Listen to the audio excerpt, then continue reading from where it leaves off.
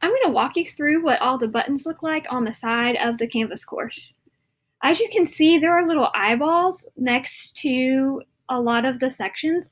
That means they are not visible to students. So what you're going to see from a teacher's perspective is a little bit different from what the students are going to see. So I have my home button, which is going to take me to my home page with all my buttons on there. I'm going to have my announcement section where I can send announcements that will pop up on the dashboard. So I can send an announcement and it will show up on my dashboard. To click the dashboard, I click the Canvas icon right here and it will show up right here. There's a megaphone, so I can send an announcement that way. I'm going to go back into my course. There's modules, so if for some reason your button doesn't work or you want to access the content a different way, you can hit the modules button. It will take you to all of your content.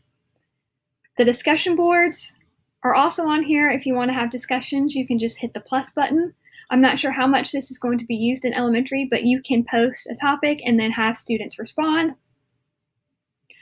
We've also embedded Nearpod, Flipgrid, and a few other tools. For Nearpod to work, you have to make sure you have a Decatur City Schools account. If you do not have one of those accounts, please reach out to me and I will create you one. But everything is right here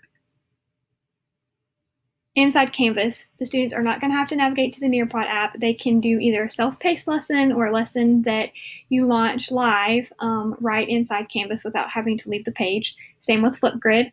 You can just sign in with your Flipgrid account, create a Flipgrid, and everything will work out. We also have embedded ConnectEd, which is the Wonders curriculum, Studies Weekly, Newsela, and Google Drive.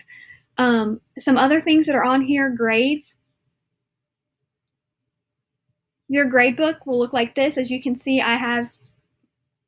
I had students, you would see their student names listed. You can see the assignments. This particular assignment is unpublished, which means the kids can't see it, but I know it's there. And I can click on the link and it will take me directly to the assignment. So if I can't remember what the assignment is, I can figure out exactly what it is. This gradebook does not sync with iNow, so you're going to have to find a way either to write them down or to print them out or whatever you want to do for your grades, but it does not sync with iNow. iNow is in the middle of changing, so hopefully it will sync with PowerSchool next year or whatever our SIS is. You can see assignments over here, some of the assignments that have been created. I can see files. All the files that I have uploaded, whether it be pictures or PDFs or anything, is all in this section.